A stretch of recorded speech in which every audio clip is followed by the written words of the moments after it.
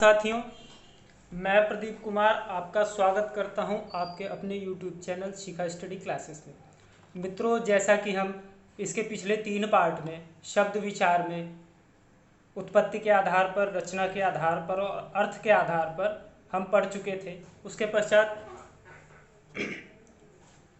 प्रयोग के आधार पर विकारी और अविकारी हमें पढ़ने थे, तो जिसमें हम विकारी शब्द, संज्ञा, सर्वनाम, विशेषण तथा क्रिया यह तीसरे पार्ट में पढ़ चुके हैं। और आज वाले वीडियो में हम अविकारी या अव्यय शब्दों के बारे में पढ़ेंगे। तो मित्रों, आइए शुरू करते हैं आज का अपना वीडियो।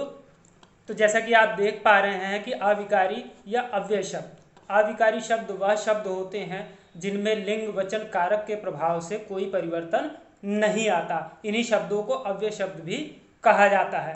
अव्यय शब्द जैसा कि आप देख पा रहे हैं 4 प्रकार के होते हैं: क्रिया विशेषण, समुच्चय बोधक, संबंध बोधक तथा विस्मयादि बोधक।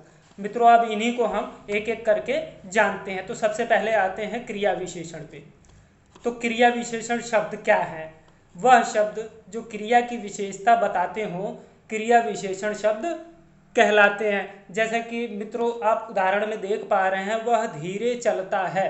यहाँ चलना क्या है? क्रिया है, किंतु उसकी विशेषता इस धीरे शब्द से पता लग रही है कि वो धीरे चल रहा है या तेज चल रहा है। तो ऐसे शब्द जो कि क्रिया की विशेषता बताते हो, वह शब्द क्रिया विशेषण शब्द कहलाते हैं। दूसरा उदाहरण आप देख पा रहे हैं, श्याम अभी खा रहा है। तो खाना या रहना ये दोनों क्या है? क्रिया शब्द हैं, किंतु अभी स्थिति के आधार पर हम देखा जा रहा है, उसकी विशेषता बता रहा है कि श्याम अभी खा रहा है। इसे 3 भागों में बांटा गया है क्रिया विशेषण को। पहला इसमें जो वर्गीकरण है वह प्रयोग के आधार पर है।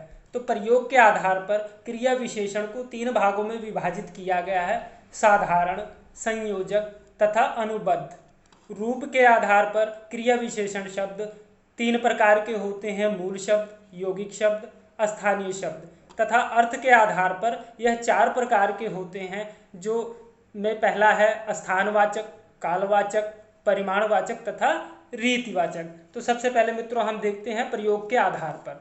तो प्रयोग के आधार पर सबसे पहला बिंदु आता है साधारण। तो साधारण क्रिया विशेषण किसे कहा जाता है? जिन क्रिया विशेषण शब्दों का प्रयोग स्वतंत्र रूप में वाक्य में किया जाता है, ऐसे क्रिया विशेषण शब्द साधारण क्रिया विशेषण शब्द कहे जाते हैं। जैसा कि आप उदाहरण में देख पा रहे हैं, बेटा जल्दी आओ। तो बेटा आओ शब्द तो है, किंतु यहाँ आओ, आना जो क्रिया है उसकी विशेषता किससे पता लग रही है? जल्दी से पता लग रही है। जल्दी आओ, देर से आओ। तो यहाँ क्या है? इस क्रिया की विशेषता बताई जा रही है। आप कब आओगे, आप कब जाओगे। तो यहाँ जाओगे क्या है? जाना क्या है? क्रिया है, किंतु उसकी विशेषता का पता किससे लग रहा है? कब से पता लग रहा है। इसके पश्चात आता है संयोजक। संयोजक क्रिया विशेषण शब्द। तो जिन क्रिया विशेषण शब्दों का संबंध किसी उपवाक्य से रहता है, ऐसे शब्दों को संयोजक क्रिया विशेषण शब्द कहते हैं। जैसे जब आप कहेंगे तब मैं जाऊंगा। संयोजक से यहाँ अर्थ हुआ मित्रों कि जब पहला पद किसी उपवाक्य पर आश्रित हो, क्योंकि यहाँ जब आप कहेंगे तब मैं जाऊंगा, यहाँ जब और तब एक दूसरे पर आश्रित हैं। अगर हम इन दोनों में से किसी एक को अगर हटा देते हैं तो वाक्य जो है पूरी तरह से स्पष्ट नहीं हो पाएगा। उसके पश्चात आप देख रहे हैं दूसरा उदाहरण, जहाँ अभी महल है वहाँ कभी जंगल था। जहाँ और वहाँ ये दोनों शब्द क्या हैं? संयोजक है, क्योंकि यह दोनों एक दूसरे पर आश्रित है। इसके पश्चात आता है तीसरा वर्गीकरण प्रयोग के आधार पर अनुबद्ध। तो अनुबद्ध जो है क्रिया विशेषण शब्द किसी शब्द के साथ अवधारणा निश्चय के लिए प्रयुक्त होने वाले शब्दों को अनुबद्ध क्रिया विशेषण शब्द कहते हैं। जैसे यह तो किसी ने धोखा ही दिया है। अब यहाँ तो शब्द जो आया वो अनुबद्ध है, क्योंकि यहाँ क्या है? अवधारणा को निश्चित करने के लिए यहाँ पर तो क्रिया विशेषण शब्द लगाया गया, क्योंकि दिया है, देना जो है एक क्रिया विशेषण है, किंतु यहाँ तो से आप उसकी विशेषता को जान पा रहे हैं। उसके पश्चात उदाहरण आ जाता है, आपके आने भर की देर है। तो आपके आने भर की देर है, तो यहाँ होना जो है क्रिया है, किंतु यहाँ जो भर शब्द आपका लिखा गया है यह आपका क्रिया की विशेषता को बताता है। इसके पश्चात आपका उदाहरण आ जाता है आप भी शादी में आना। तो आना शब्द क्या है मित्रों? आना शब्द जो है एक क्रिया शब्द है और उसकी विशेषता भी शब्द से पता लग रही है। इसके पश्चात आते हैं हम रूप के आधार पर वर्गीकरण देखते हैं। तो रूप के आधार पर भी क्रिया विशेषण के 3 प्रकार हैं, जिसमें सबसे पहला प्रकार आता है मूल क्रिया विशेषण शब्द। तो वह शब्द जो दूसरे शब्दों से मिलकर नहीं बनते, अर्थात उन शब्दों में उपसर्ग और प्रत्यय का प्रयोग नहीं किया गया है, वह मूल शब्द हैं। ऐसे मूल शब्द जब क्रिया की विशेषता बताने के लिए प्रयोग किए जाते हैं तो वह मूल क्रिया विशेषण शब्द कहलाते हैं। जैसे आप देख पा रहे हैं पास, दूर, ऊपर, आज, सदा, अचानक, फिर, नहीं, ठीक आदि। इन सब ये जो शब्द आप देख रहे हैं ये सभी शब्द क्या हैं? मूल शब्द हैं जो कि क्रिया की विशेषता बताते हैं। उसके पश्चात आता है आपका यौगिक क्रिया विशेषण शब्द। तो यौगिक शब्द वह शब्द जो दूसरे शब्दों में प्रत्यय या पद आदि लगाने से बनते हों। जैसा कि अभी आपने मूल शब्द में देखा कि मूल क्रिया विशेषण शब्द वह शब्द हैं जिनमें प्रत्यय या उपसर्ग का प्रयोग करके उन्हें ना बनाया गया, किंतु यौगिक शब्द वह शब्द होते हैं जिनमें उपसर्ग या प्रत्यय या पदों का प्रयोग करके उन्हें बनाया जाता है। उदाहरण में आप देख सकते हैं जैसे आजन्म, क्रमशः, प्रेम पूर्वक, चुपके, पहले आदि। इसके पश्चात स्थानीय क्रिया विशेषण शब्द आ जाता है। वह शब्द जो बिना किसी रूपांतर के किसी विशेष स्थान पर प्रयोग किए जाते हों, ऐसे शब्द स्थानीय क्रिया विशेषण शब्द कहलाते हैं। जैसे लड़का उठकर भागा। अगर मित्रों हम यहाँ से उठकर शब्द जो है वो हटा दें तो लड़का भागा, तब भी यहाँ वाक्य बन रहा है। और भागा क्या है? यह क्रिया है, क्रिया शब्द है, किंतु उसकी विशेषता जो है उठकर, लड़का उठकर भागा। तो यहाँ उठकर जो शब्द है वह स्थानीय क्रिया विशेषण शब्द है। उसके पश्चात दूसरा उदाहरण आ जाता है क्यों अपना सिर खपाते हो। तो खपाना यह भी क्या है? एक क्रिया है, और सिर जो है वो खपाना शब्द की विशेषता को प्रदर्शित कर रहा है। उसके पश्चात आ जाता है तुम दौड़कर चलते हो। तो यहाँ पर अगर हम दौड़कर शब्द हटा दें तो तुम चलते हो, लेकिन चलना क्या है? क्रिया है, और उस क्रिया की विशेषता कौन बता रहा है? दौड़कर, दौड़कर चलते हो। इसके पश्चात मित्रों हम आ जाते हैं अर्थ के आधार पर। तो अर्थ के आधार पर क्रिया विशेषण शब्द 4 प्रकार के होते हैं, जिसमें पहला है स्थानवाचक। तो स्थानवाचक क्रिया विशेषण शब्द से आशय मित्रों यहाँ पर है कि वह शब्द जो क्रिया के घटित होने के स्थान का बोध कराते हों, ऐसे शब्द स्थानवाचक क्रिया विशेषण शब्द कहलाते हैं। जैसे बच्चे ऊपर खेलते हैं, बच्चे खेलते हैं, एक ये वाक्य बन रहा है, किंतु उनकी वह किस स्थान पर खेल रहे हैं वह ऊपर शब्द से हमें स्पष्ट हो पा रहा है। अर्थात खेलना जो कि क्रिया शब्द है उसकी विशेषता ऊपर शब्द बता रहा है। उसके पश्चात आप देख रहे हैं दूसरा उदाहरण तुम बाहर बैठो। तो यहाँ पर बैठना जो कि एक क्रिया है उसकी विशेषता बाहर शब्द के द्वारा व्यक्त की जा रही है। रमेश मेरे सामने खड़ा है। तो रमेश मेरे सामने खड़ा है, खड़ा है या होना यह भी एक क्रिया शब्द है, लेकिन सामने खड़ा है। कहाँ खड़ा है? सामने। तो सामने खड़ा है तो यह इस खड़ा होना क्रिया शब्द की विशेषता बता रहा है। इसलिए यहाँ पर इन तीनों शब्दों में स्थानवाचक क्रिया विशेषण शब्द होगा। इसके पश्चात आप देख रहे हैं चौथा उदाहरण अजय नीचे सोता है। तो यहाँ अजय सोता है एक वाक्य है, किंतु कहाँ सोता है? नीचे सोता है, उसके स्थान का बोध हो रहा है। इसके पश्चात अगले वर्गीकरण पर आते हैं जो कि कालवाचक है। तो कालवाचक क्रिया विशेषण शब्द क्या होते हैं? जैसा कि वह शब्द जिससे क्रिया के होने के समय का बोध होता हो, ऐसे शब्द कालवाचक क्रिया विशेषण शब्द कहलाते हैं। जैसे आज बरसात होगी। अब यहाँ मित्रों काल का बोध हमें हो रहा है किस शब्द से? आज शब्द से, क्योंकि आज बरसात होगी, परसों होगी, कल होगी, तो क्या है? ये हमें काल का बोध करा रहा है। उसके पश्चात वह कल आया था। अब यहाँ वह आया था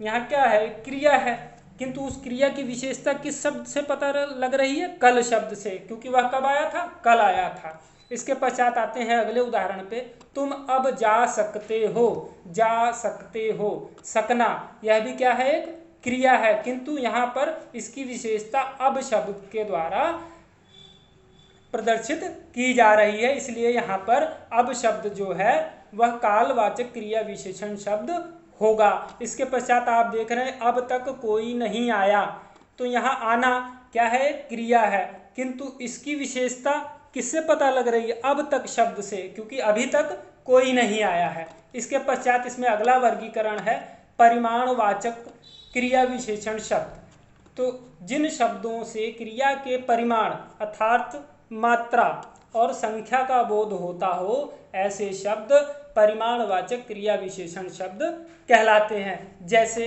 अधिक पढ़ो, अब यहाँ मित्रों अधिक, कम, थोड़ा, ज़्यादा क्या है? हम इनको इसकी मात्रा का पता कर सकते हैं, किंतु ऐसे शब्द जब किसी क्रिया, पढ़ना जो कि एक क्रिया शब्द है, उस क्रिया की विशेषता बताते हैं, तो ऐसे शब्द परिमाणवाचक क्रिया विशेषण शब्द कहलाते हैं। केवल मैं जाऊंगा, अब यहाँ जाऊंगा क्या है? क्रिया शब्द है, किंतु यहाँ पर केवल, यहाँ कहा जा रहा है कि केवल मैं जाऊंगा, इसलिए यहाँ पर केवल शब्द क्या है? परिमाणवाचक क्रिया विशेषण शब्द है। मेरे पास कम पैसे हैं, होना क्रिया है, और ज़्यादा, कम, ये क्या है? हम इसकी मात्रा का बोध कर रहे हैं, तो इस यहाँ पर कम शब्द कैसा शब्द हुआ? परिमाणवाचक क्रिया विशेषण शब्द हुआ। अशोक तेज दौड़ता है, दौड़ता तो है, किंतु किस तरह दौड़ता है? तेज, धीरे, ज़्यादा, कम। तो यहाँ पर दौड़ना जो क्रिया है, उस क्रिया शब्द की विशेषता तेज शब्द से हमें पता लग रही है, तो यहाँ पर परिमाणवाचक क्रिया विशेषण शब्द होगा। इसके पश्चात इसका चौथा वर्गीकरण है रीतिवाचक क्रिया विशेषण शब्द। तो रीति से अर्थात मित्रों यहाँ पर अर्थ हुआ कि जो किसी विधि के द्वारा या नियति जो पहले से तय है, उसकी प्रवृत्ति ही वही है, तो उस आधार पे उसको हम रीतिवाचक क्रिया विशेषण शब्द कहेंगे। जैसे वह शब्द जिनसे क्रिया की रीति या विधि का बोध होता हो, ऐसे शब्द रीतिवाचक क्रिया विशेषण शब्द कहलाते हैं। उदाहरण में आप देख पा रहे हैं, जैसे कछुआ धीरे धीरे चलता है। अब यहाँ धीरे धीरे तो है, लेकिन क्या है? चलना क्रिया है, उसकी विशेषता धीरे धीरे शब्द से पता लग रही है। और धीरे धीरे कौन चल रहा है? कछुआ चल रहा है, और कछुए की रीत यही है कि कछुआ तेज नहीं चल सकता, वह धीरे धीरे चल रहा है, इसीलिए यहाँ पर रीतिवाचक क्रिया विशेषण शब्द होगा। हरीश ध्यान पूर्वक पढ़ रहा है।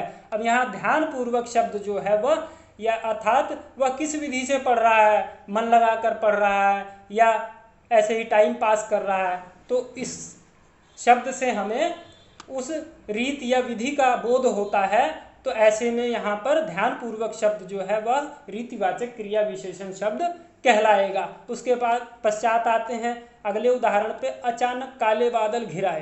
काले बादल घिराए, घिर आना, आना क्या है? क्रिया है, लेकिन कब आए? अचानक आए। इस अचानक शब्द से इस आना शब्द जो कि क्रिया शब्द है, उसकी विशेषता का पता लग रहा है। उसके पश्चात नेहा मेहनत करती है।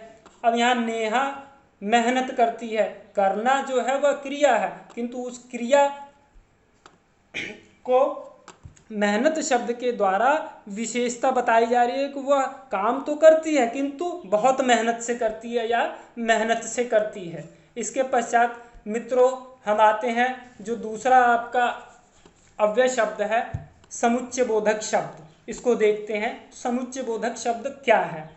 तो समुच्चय बोधक शब्द वह शब्द है जो दो वाक्यों या शब्दों को आपस में जोड़ते हों, ऐसे शब्द समुच्चय बोधक शब्द कहलाते हैं। और इसके दो भाग हैं।